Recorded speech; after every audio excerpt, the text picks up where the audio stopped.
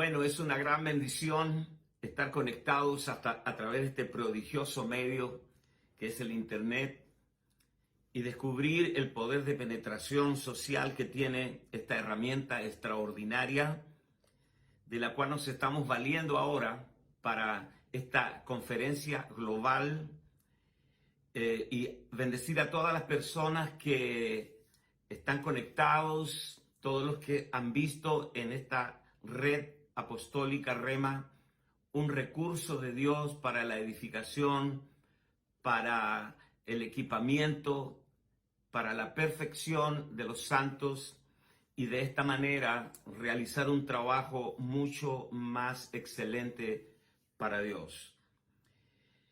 Quiero hablar de asuntos básicos, tal vez no tanto del nuevo pacto, y todas las cosas relativas al Espíritu son profundas, misteriosas.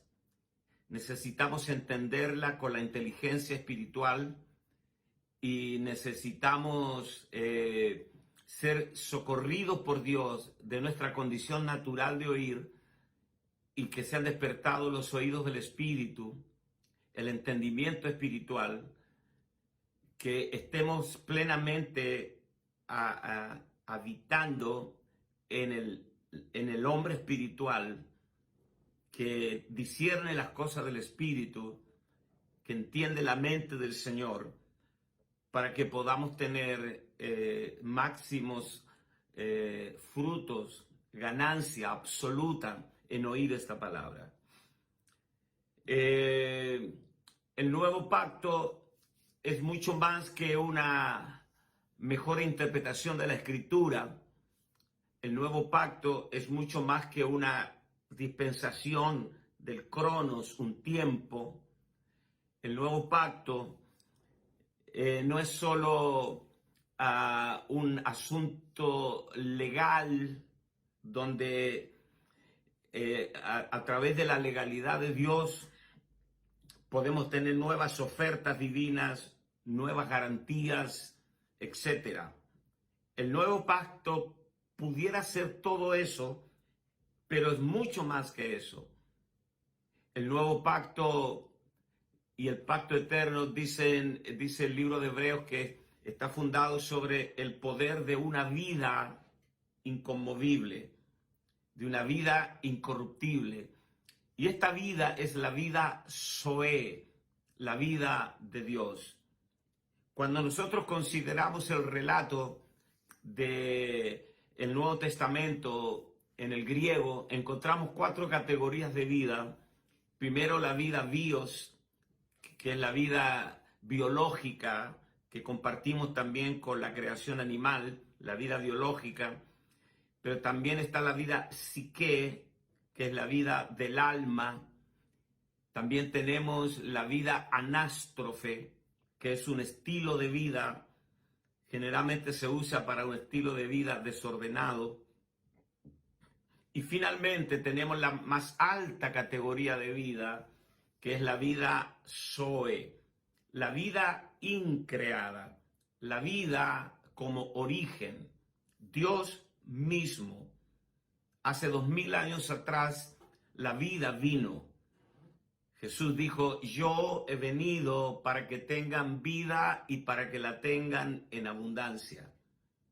Él insistió sobre este asunto de la vida. Él dijo, yo soy el camino, yo soy la verdad y yo soy la vida. De manera que esta vida Zoe es el elemento constitutivo del nuevo pacto. Se trata de que esta vida ha sido impartida en nosotros, resultando en una nueva creación. Esta vida se ha mezclado con nuestra vida y esta vida, como dice Pablo en Romanos capítulo 8, verso 2, dice, porque la ley del Espíritu de vida en Cristo Jesús me ha librado de la ley del pecado y de la muerte. Esta vida dentro de nosotros, que es el Cristo resucitado, ascendido e impartido dentro de nosotros, el Cristo que fue hecho espíritu vivificador después de la resurrección, que fue impartido en nosotros, opera como una ley poderosa. Toda vida tiene dos elementos básicos, que es el conocimiento innato y habilidad innata. Vale decir que cuando Dios se impartió en nosotros como vida, Él nos vino a transferir conocimiento divino y habilidad divina para realizar ese conocimiento. ¿Cuál es nuestra primera experiencia con esa vida? La regeneración. Los próximos minutos quiero hablar acerca de este milagro incomprensible para la mente humana, que es la regeneración. La palabra regeneración en griego es palingenesea. Palingenesea, palin, que significa de nuevo, y génesis es nacimiento, es decir, nacer de nuevo. Fue lo que Jesús habló aquella noche en esta tertulia con Nicodemo, cuando le dijo: si no naces de nuevo, no puedes ver el reino. Si no naces del agua y del espíritu, no puedes entrar al reino. Esto es un acto de nacer de nuevo, es un milagro que se da en la vida de quien acepta a Cristo, haciéndolo partícipe de la vida y la naturaleza divina. Es un acto revolucionario que lleva al hombre a nacer del agua y del espíritu. En el libro, la epístola a Tito, capítulo 3, verso 5, dice: nos salvó no por obras de justicia que hubiéramos hecho, sino por su misericordia en el lavamiento de la regeneración, de la palingenesia, y por la renovación del Espíritu Santo. Esta regeneración es un suceso y no un proceso, es nacer del agua y del Espíritu. Juan capítulo 3, verso 3 al 6, dice: respondió Jesús y le dijo: de cierto os digo, que el que no naciere de nuevo no puede ver el reino de Dios. Nicodemo le dijo: ¿cómo puede un hombre nacer siendo viejo? ¿Puede acaso entrar por segunda vez en el vientre de su madre y nacer? Respondió Jesús: de cierto digo, el que no naciere del agua y del espíritu no puede entrar en el reino de Dios. Lo que es nacido de la carne es carne, lo que es nacido del espíritu es espíritu. Toda realidad espiritual tiene una realidad paralela en el mundo natural. De hecho, la pedagogía divina es así. Lo espiritual no es primero sino lo animal, luego lo espiritual. De manera que hay un nacimiento natural. Nosotros llegamos a este mundo y somos viables para operar aquí y somos compatibles con este ambiente porque llegamos aquí por nacimiento. Nadie puede entrar a este planeta de otra manera. Es naciendo de un padre y de una madre. Del mismo modo, nadie puede entrar al reino por superación personal, por estudiar las escrituras, todo eso bienvenido en su momento, pero todos entramos al reino, a esta dimensión llamada reino, entramos por nacimiento. Y este nacimiento es del agua y del espíritu, es por el esperma de Dios. Nosotros necesitamos ser regenerados por dos razones básicas. Número uno, el aspecto menos elevado es que Dios recrea nuestro espíritu porque nuestra vida humana se había corrompido y se había hecho maligna. Estábamos en un estado paupérrimo, estábamos destruidos, arruinados, y según el propio lenguaje del nuevo pacto, estábamos muertos en delitos y en pecados, y Él nos dio vida juntamente con Cristo. Por gracia sois salvos. Así que ese era el aspecto más básico de por qué necesitábamos ser regenerados. Jeremías capítulo 13, verso 23 dice: ¿mudará el etíope su piel y el leopardo sus manchas? Así también podréis vosotros hacer bien cuando estabais habituados al mal. Ese era el aspecto en que nosotros estábamos. Estábamos muertos, además ciegos, sordos y mudos, cuadriplégicos. O sea, estábamos como dice el libro de Efesios, alejados de la ciudadanía de Israel, ajenos a los pactos de la promesa, sin Dios y sin esperanza en el mundo. El aspecto más elevado es aquel que Dios mismo se imparte en nosotros como vida y resucita y recrea nuestro espíritu, viniendo a morar. Él convierte nuestro espíritu recreado en su habitación. Obtenemos la vida de Dios. Colosenses capítulo 3, verso 4, dice: cuando Cristo, vuestra vida, se manifieste, entonces vosotros seréis también manifestados con Él en gloria. Esto es lo que nos permite la regeneración, también ser engendrados por Dios. Juan capítulo 1, verso 13, dice: lo cual nos son engendrados por voluntad de carne, ni voluntad de varón, ni de sangre, sino de Dios. Somos engendrados por Dios. Solo sobre esta palabrita, engendrado, tendríamos para escribir un volumen entero. No tenemos tiempo. Solo déjame señalar que la diferencia entre nosotros, que somos la nueva creación, y Adán, que pertenece a la vieja creación, a la cual Dios renunció para siempre. Adán fue creado, nosotros somos engendrados. Tenemos la genética divina. Si somos engendrados por Dios, entonces somos del género Dios. Ahora, ¿cómo podemos ser regenerados? El Espíritu de Dios entra en nuestro espíritu por medio del oír el Evangelio y creyendo en él.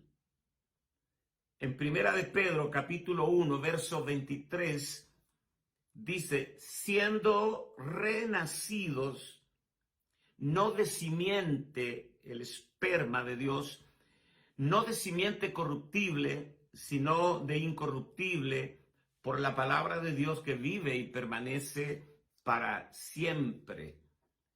Entonces, aquí nos sirve el ejemplo de María, la madre de Jesús, cuando fue visitada por el ángel en Belén. Le dijo: serás la madre del Mesías. Y ella se preguntó y dijo: ¿cómo será esto? No conozco varón. Ahora, recordemos que María no era una niña ingenua, cazando mariposas por el campo, escribiendo poemas en su libro de vida. María tenía una gracia profética extraordinaria. Todos deberíamos leer en las Escrituras el Magnificat de María. Así que esta muchacha era una muchacha con inteligencia espiritual. Ella le dijo al ángel: hágase con su sierva conforme a tu palabra. Ella vio que la palabra iba a engendrar en ella al Mesías. Porque el ángel le dijo: el Espíritu del Señor vendrá sobre ti, el poder del Altísimo te cubrirá con su sombra, y el santo ser que nacerá será llamado Hijo del Altísimo. Entonces ella dijo: oh, si esto es así, hágase con su sierva conforme a tu palabra. Y el proceso fue que ella oyó la palabra viviente. No estoy hablando de letra, tinta, sonido, idioma, no. Estoy hablando del verbo. La palabra viviente entró por sus oídos, ella la creyó en su corazón y Cristo fue formado en su vientre. El proceso para nosotros es similar. oímos la palabra, nos embarazamos por los oídos, creemos en el corazón y Cristo es formado en nuestro espíritu. Así que el proceso no es tan diferente. Pablo dice hasta que Cristo sea formado en vosotros. Entonces nos embarazamos por los oídos y la palabra de Dios es el esperma de Dios. Nosotros somos renacidos por la palabra viva, no por simiente corruptible, sino por la simiente incorruptible de la palabra de Dios que vive y permanece para siempre. Saltamos al Evangelio de Juan. Saltamos al Evangelio de Juan, capítulo 20, verso 31. Pero estas se han escrito para que creáis que Jesús es el Cristo, el Hijo de Dios, y para que creyendo tengáis vida en su nombre. Ahora vamos a ver los dos resultados, los resultados de la regeneración. ¿Cuáles son los efectos extraordinarios de haber sido regenerados en Cristo? Primero, que convierte a los hombres en hijos de Dios. Dice, nosotros estábamos alejados de la ciudadanía de Israel. Y cuando leemos Efesios capítulo 1, por lo menos tenemos ahí 8 o 9 bendiciones espirituales. Pablo dice que fuimos bendecidos con toda bendición espiritual en los lugares celestiales en Cristo. Y ahí encontramos por lo menos 8 o 9 bendiciones espirituales. Y una de ellas es la filiación. Nosotros fuimos hechos hijos engendrados por Él. Así que la regeneración, la palinquinesea, nos convierte en hijos de Dios engendrados. Significa que somos ahora del género Dios. Somos hijos de Dios. A veces esta palabra, hijos de Dios, nosotros la tenemos como parte del paisaje, ¿no? Somos hijos de Dios pensando que esto es poca cosa. Preciosa gente de Dios, somos hijos de Dios. Nosotros llegamos a este mundo como hijos de hombre. Y ahora somos hijos de Dios. Y esa transición de mentalidad, de conciencia, de considerarnos, es un proceso. Estamos desaprendiendo a vivir como hijos de hombre y estamos aprendiendo a vivir como hijos de Dios en el Espíritu. La segunda cosa que obtenemos en la regeneración es que nacemos de Dios. En Juan capítulo 1, versos 12 y 13, dice, mas a todos los que le recibieron, a los que creen en su nombre, les dio potestad de ser hechos hijos de Dios nuevamente, los cuales no son engendrados de sangre, ni de voluntad de carne, ni de voluntad de varón, sino de Dios. Dios me permitió engendrar 4 hijos, a quienes amo más que mi propia vida. Estos 4 hijos son maravillosos. Y yo sé, todos los padres que me escuchan saben lo que es engendrar un hijo y después verlo y ver los rasgos parecidos, ve que tienen tus genes. Si se hace un ADN, no puedes negarlos. Nosotros somos engendrados por Dios, tenemos los genes de Dios, somos del género Dios, tenemos la vida de Él. Y la vida nos imparte su conocimiento de vida y habilidad para ejecutar ese conocimiento. Número 3, la vida de Dios en nosotros es la autoridad para que seamos hechos hijos de Dios. O sea, por el hecho de haber recibido la impartición de su vida, más a todos los que le recibieron, a los que creen en su nombre, les dio potestad de ser hechos hijos de Dios. Es por causa de esa vida Tú no puedes decirle a la mascota que tienes en tu casa que es tu hija o tu hijo, porque son de géneros, de naturalezas distintas. Por eso dice el libro de Hebreos que Él no se avergüenza de llamarnos hermanos, diciendo, anunciaré a mis hermanos tu nombre, el nombre del Padre, en medio de la congregación te alabaré. Porque el que santifica, que es Cristo, y los que son santificados, que somos nosotros, de uno son todos. Somos hijos del mismo Padre. De uno son todos. Por eso no se avergüenza de llamarnos hermanos, diciendo, anunciaré a mis hermanos tu nombre, en medio de la congregación te alabaré.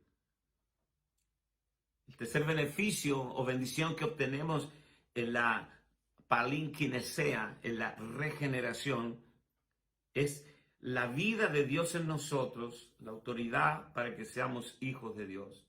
Número 4, esta regeneración hace que seamos nueva creación. Una nueva creación que no existió antes. De modo que si alguno está en Cristo, nueva criatura es. Una nueva criatura que no existía antes, que llegó a ser nueva creación.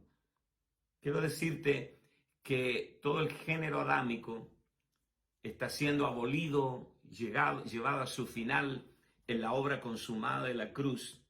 Toda esta herencia adámica, este mapa genético adámico, nuestra cosmovisión, nuestra manera de pensar, de evaluar, ¿no?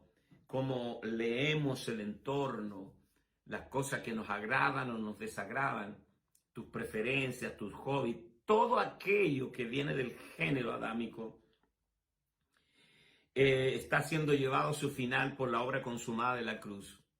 Vale decir que la cruz es la última frontera de Adán. La cruz es la última frontera de Adán. Nada de la vieja creación puede pasar de contrabando a la nueva creación. No podemos entrar en lo nuevo arrastrando lo viejo. Todo tiene que llegar a su fin. Necesitamos hablar más, muchísimo más acerca de la cruz, porque la obra de la cruz es la máxima expresión de la sabiduría de Dios. Pablo dice que para los que se salvan la cruz es poder y sabiduría de Dios. Toda la sabiduría de Dios para el plan eterno con el hombre se expresa a través de la cruz. Necesitamos que la cruz se nos revele. Necesitamos que traigamos de regreso a nuestras aulas, de regreso a nuestros púlpitos, a nuestra pedagogía apostólica, el mensaje de la cruz. Sin la cruz no hay nada, porque el nuevo pacto comienza a operar después de la cruz. Antes de la cruz es una historia, después de la cruz es otra historia. Todo comienza allí. Número 5, la vieja creación no contiene los elementos de Dios. Hace 2000 años atrás, el mundo estuvo igualito que desde el principio. Si tú sacas cuenta, desde los días de Adán hasta Abraham hay 2000 años. De Abraham a Cristo hay 2000 años. De Cristo a nosotros hay 2000 años. O sea que desde Cristo a Adán hay 4000 años y las cosas estuvieron igual. Dios estaba en el cielo, el hombre en la tierra, abismalmente separados por una distancia insalvable. Dios venía y visitaba al hombre. Dios se movía en una economía distinta a la de hoy, pero hace 2000 años atrás, Él vino a la tierra, se encarnó en un judío. Juan capítulo 1 dice que el Verbo se hizo carne y habitó, tabernaculizó entre los hombres, y nosotros vimos su gloria, gloria como la del unigénito del Padre, lleno de gracia y de verdad. Es decir, era un Cristo objetivo, un Cristo al que tú podías seguir. Por eso él dijo, aprended de mí, que soy manso y humilde de corazón, como yo os he hecho, vosotros también hagáis. Porque él era el Cristo objetivo. Tú lo podías ver, tocar, él podía comer y dormir en una barca, caminar con los discípulos en el campo, sentarse sobre la hierba verde, hablarles de las bienaventuranzas, multiplicar los panes y los peces. Todos ellos veían al Cristo objetivo, como alguien dijo, el Cristo de barba y sandalias. Pero una cosa era el hombre y otra cosa era Cristo. Habitó entre los hombres. Y un día Jesús llamó a los discípulos y dijo, muchachos, vengan. Saben que a ustedes les conviene que yo me vaya, porque si yo me voy, enviaré otro igualito a mí, pero es el Espíritu. Yo estoy con ustedes, pero cuando venga el Consolador, estará en ustedes. Y estas preposiciones hacen toda la diferencia entre el antiguo y el nuevo pacto. Con nosotros y en nosotros. Entonces ahora esta nueva vida, esta vida Zoe, ahora hace que tengamos los elementos divinos, porque la vieja vida, la vida natural humana, no contiene los elementos divinos. ¿Y cuáles son los elementos divinos? Bueno, por un lado su naturaleza, por otro lado sus atributos. Por ejemplo, cuando tú lees 1 Corintios 13 y habla del amor, que todo lo cree, todo lo sufre, todo lo espera, todo lo soporta, nunca deja de ser. Se acabarán las profecías, la ciencia se acabará, pero el amor nunca deja de ser. Y ahora permanecen la fe, la esperanza y el amor, pero el mayor de ellos es el amor. Esta descripción del amor, este es el amor de Dios, este no es el amor humano, este es el amor de Dios que dice Pablo ha sido derramado sobre nosotros. Estos son los elementos divinos que no tiene la vieja creación, porque el amor humano natural te dura hasta la primera ofensa.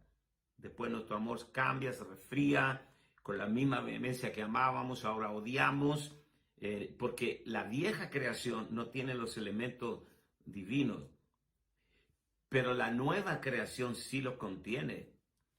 Nosotros somos la exacta representación y manifestación de Cristo. En 2 Corintios capítulo 5, verso 17, dice, de modo que si alguno está en Cristo, nueva criatura es, las cosas viejas pasaron y aquí todas son hechas nuevas. De modo que si alguno está en Cristo, nueva criatura es. 1 Corintios capítulo 6, verso 17, pero el que se une al Señor, un espíritu es con él. Así que la séptima cosa que Dios nos da es que nos une a Dios en una sola identidad. Y esto está hermosamente graficado en Juan 15, la vid y los pámpanos. Porque la vid y los pámpanos son un todo orgánico. No hay una frontera entre la vid y el pámpano. Si nos preguntamos, ¿dónde termina la vid y dónde comienza el pámpano? ¿Puede la vid dar fruto sin el pámpano? No. ¿Puede dar fruto el pámpano sin la vid? No. Jesús dijo, yo soy la vid, vosotros los pámpanos. Es como que Jesús nos deja ahí justo para que le digamos, cuando Él dice, yo soy la vid, nosotros podríamos decir, pero nosotros somos los pámpanos. Porque la vid no puede dar fruto sin el pámpano y el pámpano tampoco puede dar fruto sin la vid. Porque es un todo orgánico, es una realidad orgánica. Entonces nos unimos a Él en una sola entidad orgánica, indivisible. Y número 8, la regeneración hace que el Espíritu de Dios entre en nuestro espíritu y formen un solo espíritu. El que se une al Señor, según 1 Corintios 6:17, un espíritu es con Él. Este tema del espíritu mezclado le ha quitado el sueño a más de algún teólogo, porque el nuevo pacto no solo es tener una plataforma legal, no solo decir, bueno, ahora entendemos, ahora podemos interpretar las sombras, y eso ya sería una enorme ganancia, pero se queda corto, porque si no hay un fluir de la vida, ¿por qué Dios nos dio un corazón nuevo? No un corazón de piedra, sino un corazón de carne, para desearlo, para anhelarlo. Mi carne te anhela. Y nos dio un espíritu nuevo para disfrutarlo. Nos dio un corazón nuevo, una inclinación, un deseo voraz. Lo deseamos más que el aire que respiramos, como el ciervo brama por las corrientes de las aguas. Así clama por ti, oh Dios, el alma mía. Entonces nos dio un corazón nuevo para anhelarlo a Él, pero nos dio un espíritu nuevo para disfrutarlo, porque Él ahora viene a ser uno con nosotros en espíritu. Es una mezcla, es como mezclar el agua con el café. Tú ya no tienes agua, no tienes café, tienes agua con café, y si le agregas leche, ahora tienes café con leche. Nosotros tenemos un espíritu mezclado. No tenemos un espíritu humano recreado solamente. Este es el paso preliminar, previo. Cuando tú llegas a experimentar el nuevo nacimiento y llegas a tener un espíritu regenerado o recreado, ahora ese espíritu recreado es la habitación, es el depósito donde el Espíritu de Cristo viene a mezclarse con tu espíritu. Por eso Pablo tampoco era un super cristiano, y todo lo que Pablo escribe no lo escribe como algo inaccesible. Pablo lo escribe siempre con la mentalidad de que esto es la normalidad de todo creyente. Cuando Pablo escribe Gálatas 2:20, dice: con Cristo estoy juntamente crucificado, ya no vivo yo, mas vive Cristo en mí. No está hablando esto para los super cristianos, para los hipernai, para los más que vencedores. Esta es la normalidad. Entonces Pablo, cuando está hablando de esta mezcla con el Espíritu, Pablo dice: digo yo, no el Señor. Y pienso que yo también tengo el Espíritu del Señor. O sea, la convicción del apóstol era: si lo digo yo, lo dice el Espíritu Santo. Porque ahora el Espíritu Santo se ha mezclado con mi espíritu, y si lo dice él, es lo mismo que lo diga yo. Extraordinario. O sea, cuando Pablo dice esto lo digo por vía de concesión, esto lo dice el Señor, no yo, pero de pronto dice: digo yo, no el Señor. Y yo también tengo el Espíritu del Señor.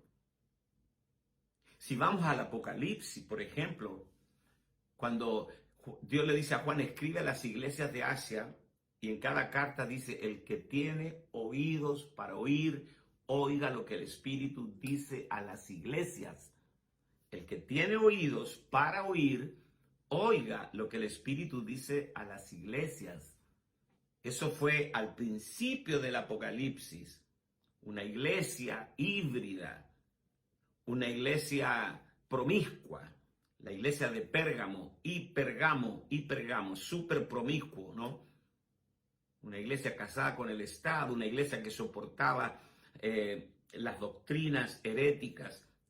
Por eso dice: el que tiene oídos para oír, oiga lo que el Espíritu dice a la iglesia. Una iglesia que no era espiritual, pero al final del Apocalipsis, después de los tiempos de purificación, cuando la iglesia fue procesada, cuando desciende del cielo como una novia ataviada, ¿cómo termina el Apocalipsis? Dice: el Espíritu y la iglesia dicen: ven. El Espíritu y la iglesia dicen: ven. Y el que oiga, diga: ven. y el que quiera venga y tome del agua gratuitamente. Ahora ya no es la iglesia, no es el Espíritu hablando a la iglesia, sino es el Espíritu juntamente con la iglesia hablando. Ahí estamos viendo una manifestación del Espíritu que se ha mezclado con el Espíritu humano, el Espíritu Santo mezclado con el Espíritu humano. Extraordinario. Estamos viendo acá cosas que necesitamos tanto tiempo para verlas. Sin embargo, quiero enfatizar sobre este punto que es muy importante. La diferencia estructural del antiguo pacto y el nuevo pacto no tiene que ver tanto con un asunto de legalidad, aunque es muy importante, pero tiene que ver con un asunto de vida. Cristo morando en nosotros. Quiero recordarles lo que Jesús dijo hace 2000 años atrás.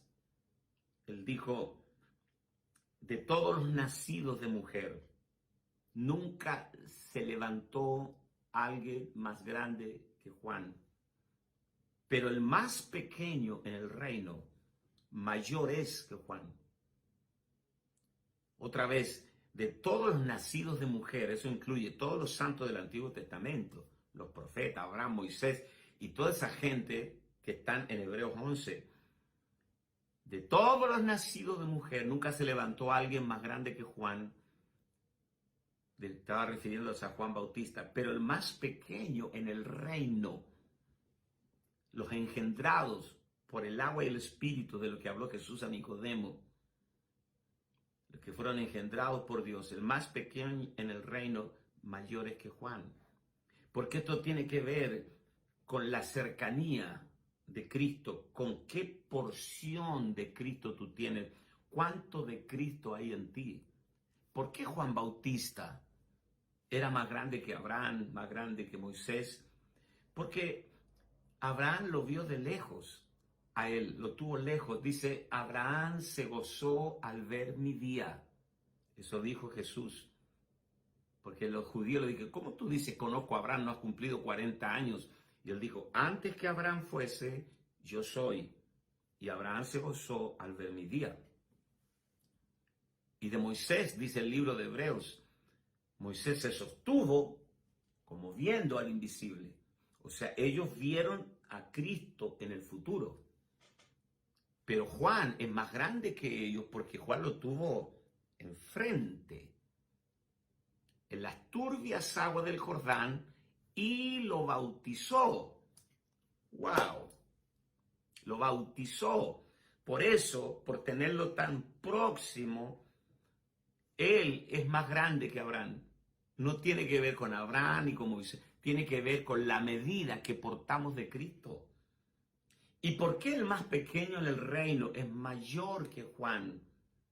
Otra vez, este protocolo. Moisés lo vio de lejos, Abraham lo vio de lejos, Juan lo tuvo enfrente, pero tú y yo lo tenemos dentro de nosotros. Absolutamente, está dentro de nosotros. Por eso el más pequeño en el reino, que es portador de la vida de Cristo, mayor es que Juan. Juan bautizó con agua, dice, pero el que viene detrás de mí bautiza con Espíritu Santo y fuego. Entonces, que Dios nos active el conocimiento espiritual para discernir lo que ya tenemos. Pablo, cuando le escribe a los Gálatas, le dice: agradó a Dios que me escogió del vientre de mi madre revelar a su Hijo en mí. Esto tiene que ver con una revelación acotada, específica. Revelar a su Hijo en mí. Todos tenemos la vida nueva, la vida Zoe morando en nosotros. Pero no todos saben. Lo saben intelectualmente, pero eso no cambia nada. Dice Pablo: agradó a Dios revelar a su Hijo en mí. No solo tenerlo, sino que sea revelada esa experiencia de ser portadores de la vida de Dios. Pablo arrancó una palabra que Moisés dijo en el desierto a los israelitas. Moisés habló de esto. Más tarde Pablo en el libro de Romanos, capítulo 10, le dice, no digas quién subirá al cielo. Eso es para traer a Cristo abajo. O quién descenderá al abismo. Eso es para traer a Cristo de entre los muertos. Mas, ¿qué dice? Cerca de ti está Cristo. Cerca de ti está la palabra en tu boca y en tu corazón. Y esta es la palabra de fe que predicamos. Si confesares con tu boca que Jesús es el Señor, creyeres en tu corazón que Dios le levantó de los muertos, serás salvo, salvo continuamente, todos los días, de todas las contingencias que pudieran suceder. Así que estamos acá disfrutando de las glorias del nuevo pacto. Mire, la persona más cercana a mí es Ana María. No existe otro ser humano más cercano a mí que mi amada esposa. Es la mujer con la que yo duermo, con la que tenemos la intimidad del matrimonio. Es la mujer con la que nos besamos. O sea, no puede haber un ser humano más cerca de nosotros que tu esposa. Es lo más cerca. Pero hay alguien que está más cerca de ti que tu esposa, porque está en tu boca y en tu corazón. Ese es el Cristo resucitado. Nadie puede estar más cerca que eso. Ha llegado a ser uno contigo, uno con nosotros. Quiero que guarden esa palabra, quiero que entiendan las glorias de la regeneración. Y esto recién comienza.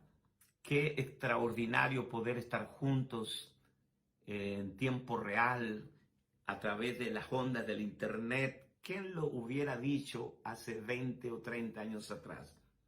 Y esta pandemia que vino sin avisar, que irrumpió y no le pidió permiso a nadie y en 2 meses cambió la agenda del mundo, hoy nos tiene aquí a nosotros usando las redes para bendecir a mucha gente. Así que los amo, los bendigo desde acá de Viña del Mar. Seguimos en este gran congreso global de la red Rema Apostólica. Y un saludo a todos los demás oradores que estarán bendiciendo al cuerpo de Cristo desde las gracias que Dios les ha dado. Y les invito a orar. Padre, te damos gracias porque tú nos concedes tan alto honor de bendecir a tanta gente en el mundo. No tenemos manera de medir el impacto que puede producir la palabra y todas las cosas que pueden ser resueltas en esos recoecos del alma y del espíritu. Tú puedes arrojar luz abundante para que podamos decir, ahora veo claramente. Gracias, oh Dios. Bendigo a todos los que están responsables de subir la señal al internet, todos los que están trabajando en la logística, a todos los apóstoles, gracias, y a todos aquellos que se han conectado y que han recibido su porción, que eso siga trabajando en la vida de cada uno, en el nombre de Jesús.